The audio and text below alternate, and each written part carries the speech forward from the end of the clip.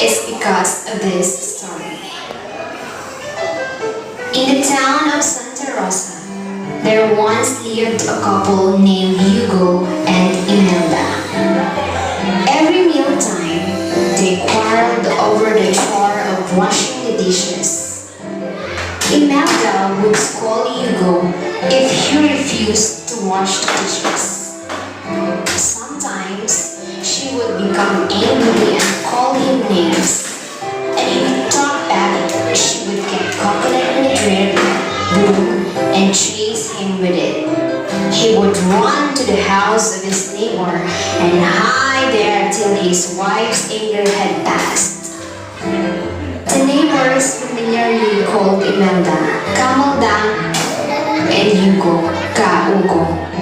One day, just as they were finishing their lunch, Kaugo announced, I'm not going to wash the dishes anymore. Who said so? I say so. I worked so hard in the field this morning. I'm not going to wash any dish. And who, Mr. Hugo, is going to wash these dishes? You. You're the woman. You should do all the housework. And what do? You tie the caravel to the reeds in the field, and then you lie down on the grass to watch it graze? You call that hard work? I cook, clean the house, wash your clothes, I scrub the floor. I do all the work that only slaves should do. And yet, you even refuse to help me wash the plate which you have eaten?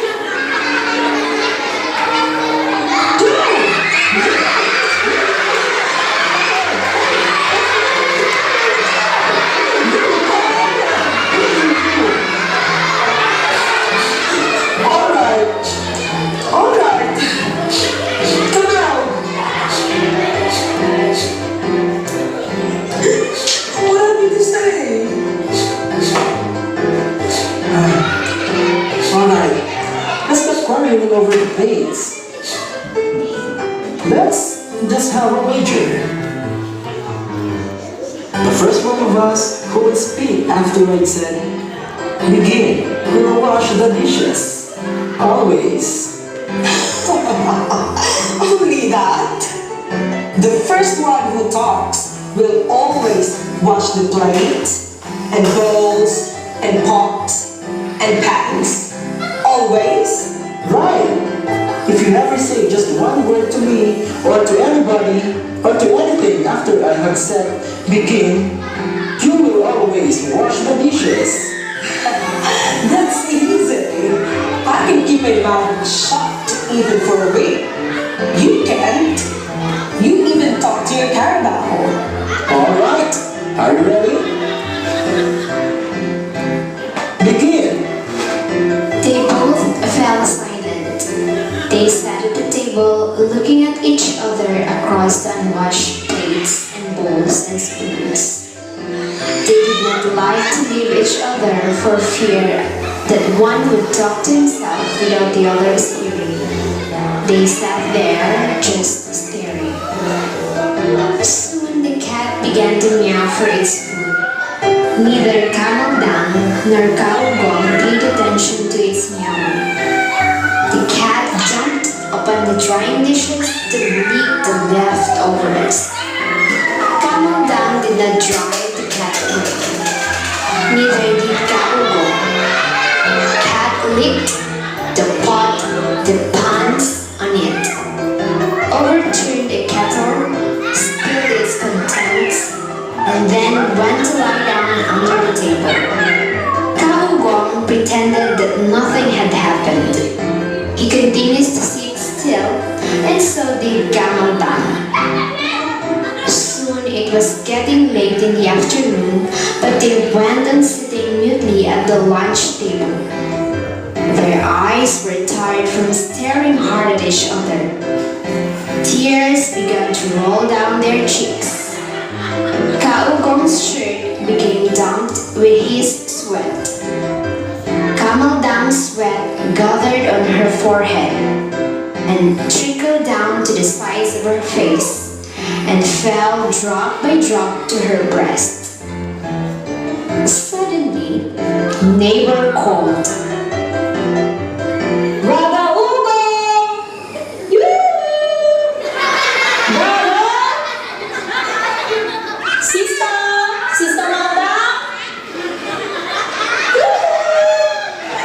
Sister? Brother Hugo? May I borrow your axe? Perhaps somebody's at home. But why did they leave their ladder at the door? They usually remove the ladder when they go away. Well, I'll just go out, get the axe, and return it later. When the neighbor went up the bamboo ladder, she was surprised to see Camel Dang and Kaugong sitting silently at the table where the plates had dried up with the leftovers. She hurried toward them. Kaugong neither moved nor talked. The neighbor repeated her question.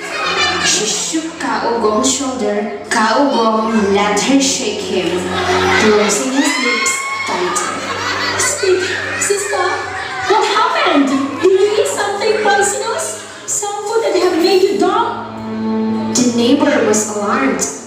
She did not get the axe but ran out to the rest of the neighbors. She told them that something terrible had happened to Kaugong and Camel Dang. The neighbors gathered at the Camel Dang's dining room. They took turns trying to make them speak, but the two continued to sit staring at each other in silence. Camel Dang looked at her husband threateningly for a moment, then closed her eyes. Kaugong knew that she did so to avoid looking at the neighbors. He also closed his eyes and ignored everyone who had come up to his house. Camel Dang was very angry with her neighbor's interference, but she dared not to speak her mind. She pretended to be asleep. The neighbor was very much worried. He ran to the village herb man. The herb man came, and when he saw the motionless, silent husband and wife sitting at the table, he declared that they were bewitched. He spread a wooden mat in the center of the sala and asked the bewitched couple to lie down. Kaugong obediently lay down and closed his eyes, curled up and went to sleep. But Camel Dang refused to get up from where she sat at the tiny table. Ah! The spirit that has taken possession of her is very stubborn. I must break its spell. He turned and then produced from a small bag, which he always carried, 9 pieces of betel leaf, a piece of areca nut, and a little lime from a tiny bottle. He examined the leaves closely to choose those which had veins running in identical arrangements on each side of the midrib. He cut the nut into 9 pieces. He spread a little lime on each betel leaf, rolled them, and rubbed them around each piece of areca nut. He now had 9 rings of the leaves. This represents the lost spirit of the couple. He chewed the leaf and nut. When he had chewed it, he spit it on his palm, dipped a forefinger of the other hand into the nut-colored saliva, and marked with it a cross on the foreheads of Kaugong and Camel Dang. Kaugong did not seem to feel the old man's finger on his forehead. Camel Dang caught the man's forefinger and twisted it. The old herb doctor cried. When he pulled back his head, he looked toward Kaugong, who was lying down, calling his name softly and slowly several times.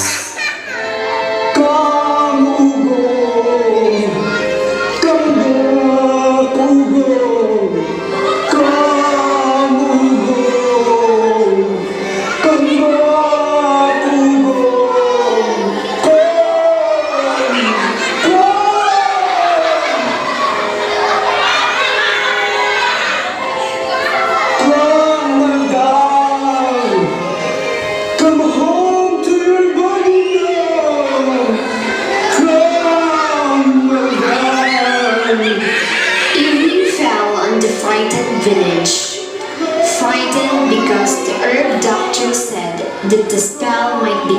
on some other villagers beside Kaugong and Kamaldang. He called to the bewitched couple softly at first, and then louder, but became tired, so he reclined against the bamboo wall. This is the first witchery of its kind that I have met here. By their silence, I believe that they are dead. Their spirits, driven away by the witch, have left their bodies. The only thing to do in order to keep their souls in peace and to prevent this witchery path from spreading among us is to bury them. The old man ordered some of the men to look for boards and make 2 coffins immediately before the malady would go to them. In no time, the 2 coffins made of rough planks, hurriedly nailed together, were finished. The women began to weep for Kamaldang. She had leaned rigidly against the back of her chair, closed her eyes, and shut her lips tight. The herb man asked the neighbor gathered around to lift the couple into the coffins. We shall bury them at sunrise. Some of us have to stay to keep the wait for the wind. The neighbors easily lifted Kaugong and placed him inside his coffin. Surely, he thought to himself, he would win the wager. He would not be afraid of being buried. Why, he would just get cut of the grave when the neighbors were gone. He thought everything going on was great fun and he was enjoying himself. How he would frighten them all when he returned from his grave. The herb man approached Kamaldang. Although her eyes were closed, she had been listening to his directions. She was afraid that he would surely force her into the coffin if she did not tell him to go away. But she did not want to talk. She hoped her husband would object to the neighbors lifting her into the coffin. Surely, you will not let me be burned tonight. I'm afraid to sleep in that coffin tonight. No. I wouldn't let them lift me into it. But she did not hear Kaugong speak. She opened her eyes just as the herb man, aided by the 2 other men, put his arms around her to lift up.